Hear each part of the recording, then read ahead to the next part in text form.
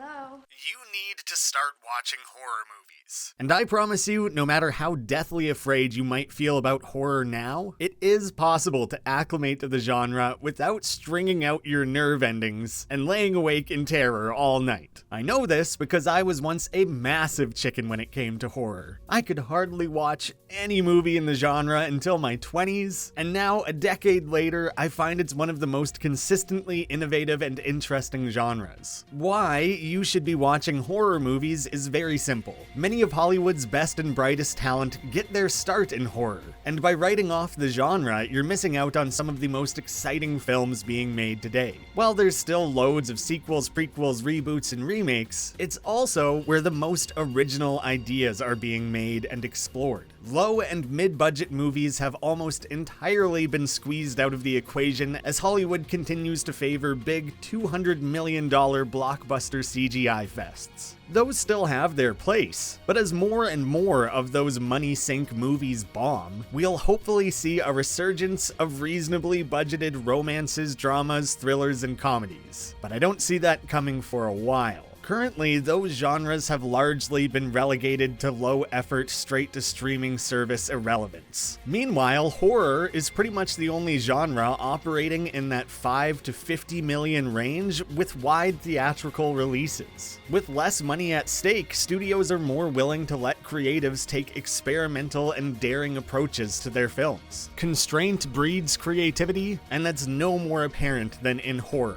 I know there are other videos out there on the subject of gateway horror movies. It's often just a raw list of films to watch. So for my own take on this premise, I wanted to map out my personal journey into horror, and hopefully underscore why and how my opinion softened. It was a slow process, excavating my own love for the genre with a chisel and brush. And what I've gained from that exploration of cinema, and in part myself, is something I hope would be motivational for my fellow cowards. The horror genre is a massive pool with a much tamer side that is perfect for growing comfortable with scary movies. Far too often, people are thrown into the deep end and are scared off completely, rather than playing around in the shallows first, where the fun in horror can be found. And before you know it, you'll have shed those water wings and can swim freely, finding that same fun in even the gnarliest horror films. Think about the most recent comedy you saw versus the first. I bet that most recent movie got a few laughs, but didn't do much to surprise you.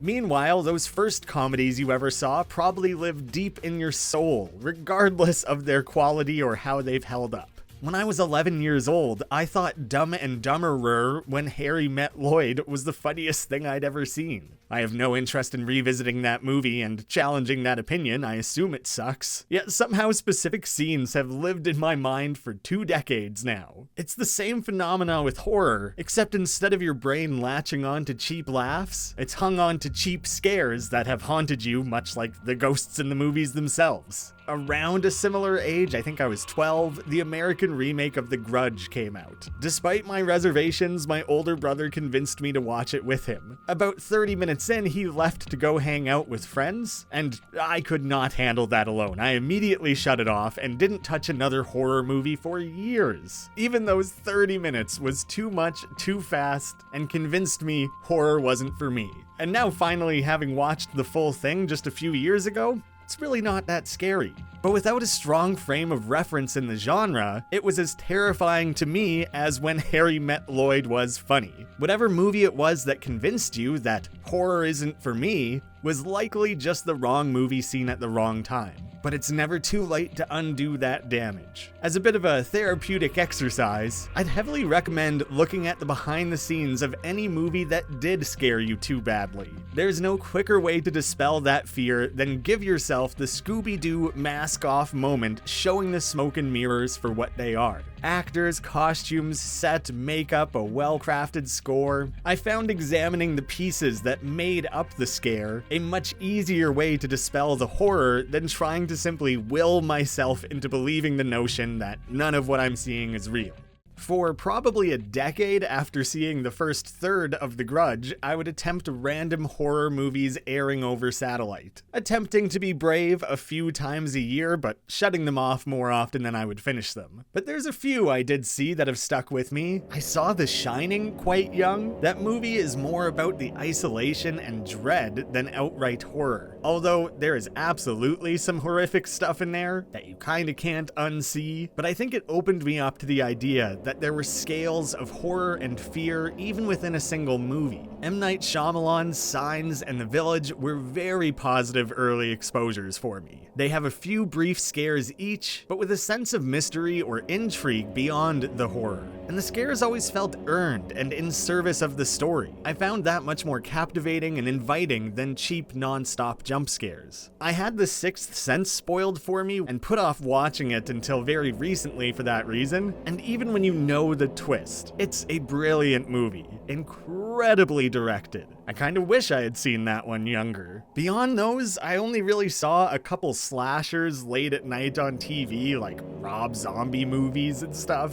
And while those were scary, the real horror was the concern that one of my parents would walk into the room right when there was a topless girl on screen. Depending what scares you, the grounded nature of most slashers could make them a terrible place to start. All of these early attempts put me in a cold sweat, and I'd often again resign myself to waiting another year before even trying to pick up a horror movie again. It's something I wanted to get into, yet repeatedly scared myself off of it. So before I move on and get into some early recommendations of movies you might want to explore, I'd love to hear your own personal stories on your first proper horror exposure. What movie was it? How old were you? Did you nope out? Were you awake all night? What about it stuck with you? I think it's a fun bit of camaraderie we all have, regardless of how comfortable you are with horror now. Funnily enough, I think bad horror are actually the safest places to start. It's an opportunity to learn the tropes and see how the sausage is made without risking any actual nightmare-inducing scares. Something like Darkness Falls comes to mind. Like, it's just not possible to be truly scared of a demonic tooth fairy, but at the end of the day, you're still watching a shitty movie, which could just as easily turn you off of the genre. So let's instead focus on good movies that lean on the safer side for the average horror rookie. I've found that parodying horror helped to reinforce that they're all just movies and can be appreciated in all the same ways any well-crafted film can be. Yet I wouldn't recommend something like Scary Movie, as that's not self-serious enough and is far too reliant on dated, gross-out humor to act as any form of genuine horror exposure. For me, the ultimate starter horror is the Final Destination franchise. A group of young adults narrowly avoid disasters that would have killed them all, leading to death, following them and attempting to murder them one by one through these elaborate Rube Goldbergian coincidences. There's a reason I did a full video on those movies a few years back. It's a more playful format of horror that relies more on shock value than scares. There's far more fun and laughs served up than scares and screams. The full series varies in quality, but it's all silly and outrageous and generally quite good. I would recommend starting with Final Destination 2, as that's probably the best of them, and if you enjoy that, you could totally watch all 5. It's a great starting point. A key thing to consider is those movies aren't trying to be funny most of the time. If you'd like to take it a step further back, there is an excellent selection of horror comedies out there. I think the 2 best to ever do it that I would readily recommend to anyone are Shaun of the Dead and Tucker and Dale vs. Evil. They're short, well-crafted, to-the-point, creative comedies that play around with zombie and slasher tropes respectively. A lot of the humor is hinged on you understanding those tropes, but I wouldn't worry about it since they're rarely more in-depth than a vague concept like The Final Girl or Spending the Night in a Remote Location. You could have seen 0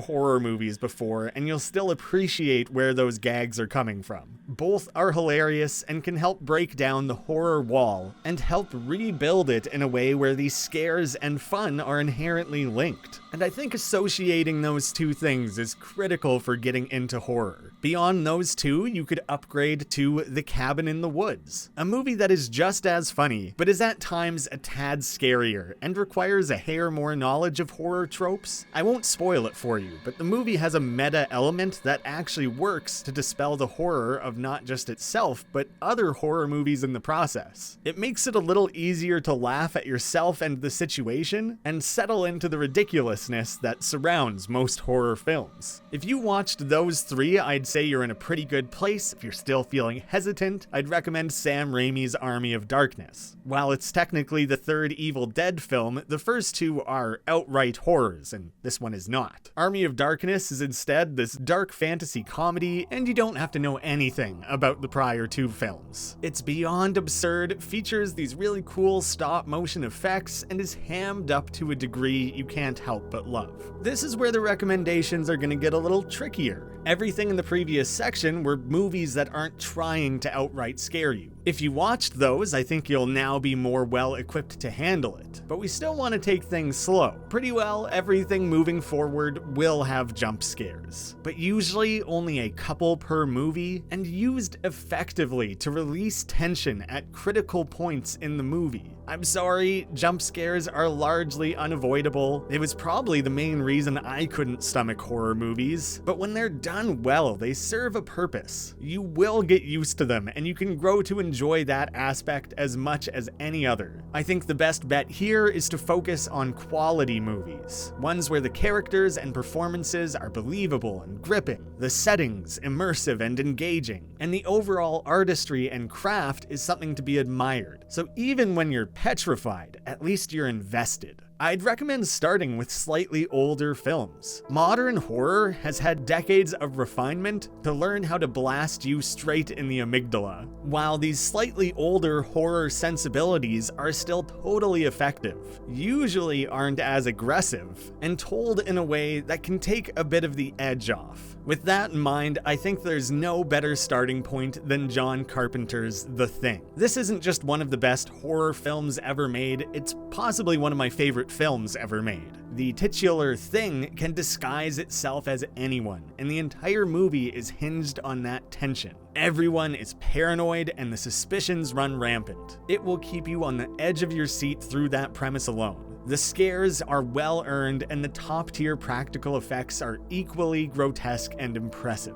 Also from Carpenter is Halloween, one of the most influential horror films ever made, as it laid the groundwork for all slasher horror that followed. Most tropes of that subgenre came from this movie, and Carpenter's score is absolutely iconic, matched with these dark interior sets that just create a perfect atmosphere. The work Carpenter and Jamie Lee Curtis are doing both behind and in front of the camera carry the entire thing. But because it was so far ahead of its time, it notably shows its age, which I think makes it more approachable than modern slashers. While it was groundbreaking, there are a few rough edges on it that help make it a little easier of a watch. I'm gonna keep moving between subgenres, really help you build up these foundations. David Cronenberg is one of the masters of body horror. I think his '86 remake of The Fly is spectacular. It's strange, grotesque, and tragic. The movie doesn't opt for traditional scares and instead focuses on making the viewer uncomfortable watching this scientist's physical and mental decline. Everything stays grounded, remaining rooted in the core romance and not getting bogged down in the science fiction, as the horror of the situation slowly unfolds. The payoff is incredible and devastating in equal measure. For a bit of creature horror, you can't go wrong with the original Alien. Having rewatched it recently before Romulus, there really aren't that many scares in the movie, but it has some of the most effectively used sets, painted backgrounds, and practical effects out there. This movie is 45 years old and looks like it could have been made yesterday. The camera rarely and wisely avoids lingering on the alien, allowing you to maintain a healthy suspension of disbelief, as nothing else in this movie has aged a day. If you're willing to brave a little twisted, gross-out horror, the first Saw is actually quite special. They've made 1 million of them at this point, and they've gotten increasingly hard to stomach, as well as just kind of convoluted and messy. The whole thing is kept very tight, both in terms of the scale, setting, and storytelling. It's so hard to pinpoint where it's all going. The 2 leads are absolutely crushing it, one of which went on to become an incredible horror director in his own right. And the ending is just a horror all-timer. Silence of the Lambs is a perfect blend of thriller and psychological horror. Your skin will crawl from these sickening villains, yet it's impossible to look away from the immaculately crafted mystery. This is a tiny blip in the history of Hollywood, one of the few times where they actually acknowledged a horror film. It is the only horror film to ever win Best Picture, and it's one of only 3 to take home the big 5 categories at the Academy Awards. And that's for damn good reason. It is a must-see. The Others is a brilliant paranormal tale that easily invites the viewer in, seeping you in its beautiful, rich, foggy atmosphere. It's creepy and unsettling, yet remains intimate and never rushes, showcasing one of Nicole Kidman's best performances. The tension can be suffocating at times, but it toes the line perfectly and remains a very effective slow burn.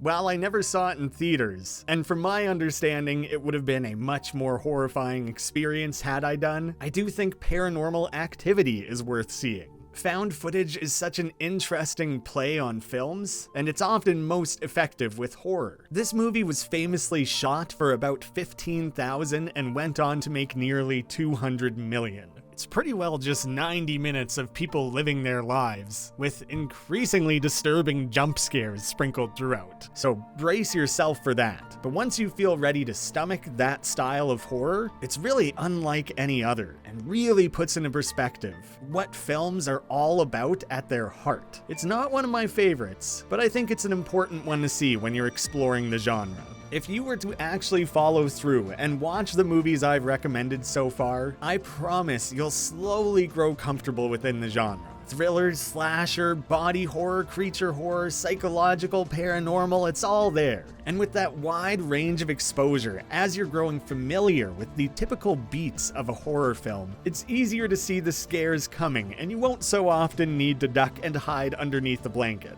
And once you can settle in the same way you would with any other film, can be more easily layered with the appreciation of how the costumes, setting, atmosphere, and more are all created, coming together to induce that fear. It's a primal emotion, and tapping into it effectively, even when the audience has seen 100 horror films, is a genuine art form. I'll share a few more personal experiences from within roughly the last 10 years that finally tore down the last of my horror reservations and opened me up to this rich history of film. The Conjuring was the first prestige horror I think I ever saw. There are great performances and impactful imagery throughout. There's a sense of realism in how the subject matter is treated that draws you in. It's a well-written, well-crafted ghost story that doesn't overreach and effectively builds its scare. There was nothing groundbreaking here, but it was the first time I think I properly enjoyed a horror film despite the fear. But oh man, those disembodied clapping hands absolutely fucked me up. I still think about those all the time. It Follows is now seen as a modern horror classic. The monster only pursues one person at a time and can disguise itself as anyone, tracking them down like an unrelenting Terminator. So the simple visual of someone slowly walking towards the protagonist becomes terrifying. I found myself laughing at a few parts of the movie that obviously weren't meant to be funny, and so I shut that movie down, thinking I had skated through it unscathed. But the first time I went outside after, the next day, I was suddenly overcome by the enormity of it. I've never felt so uncomfortable in my own skin and so fearful of being outdoors, just steps outside of my own home. I'd never had a scare follow me beyond the uncertain dark of an empty hallway or quiet bedroom the same night I had seen the movie. As petrifying as that was, I think I finally understood the thrill to be had in that fear. That was right around the same time we started to get this new wave of modern horror auteurs, creating masterpieces for minimal budgets. Robert Eggers' The Witch, Ari Aster's Hereditary, Jordan Peele's Get Out, Julia Ducournau's Raw, or Mike Flanagan's Oculus. Many of these are movie of the year contenders that were never given their due because of the genre. That shortlist alone is reason enough for you to get into horror. I was slowly getting used to the genre, going from seeing one horror movie a year to maybe 5 or 6. And the last of my hesitations were dashed against the wall thanks to Mike Flanagan's Netflix horror miniseries, The Haunting of Hill House. I wouldn't recommend starting here or getting to it too quickly, as you're committing yourself to roughly 6 hours of dread. But this is one of the most well-crafted slow burns I've ever experienced, horror or otherwise. It is a family drama first and foremost, alternating between their modern shattered lives and their childhood torment that traumatized them. The pacing is magnificent, the performances gripping, the writing spectacular, the directing creative and mesmerizing. It's impossible not to get invested in these deep, rich characters, all of which makes the scares deeper. There's a few moments in there that went so far beyond what I think my own horror threshold was at the time, yet I couldn't look away from the immaculate story. I binged the whole thing in about 2 days, hardly slept either night, then watched it all again a month later, and I've never questioned my ability to handle horror again. It's an incredibly liberating feeling to not question whether a movie is going to be too scary for you and to just dive right in. Coming out the other side of that, many of my favorite things I've seen in the last 5 years have been horror. Flanagan's Midnight Mass is probably less scary overall, but no less incredible. The Wailing is a Korean supernatural epic that plays around within its own mystery brilliantly.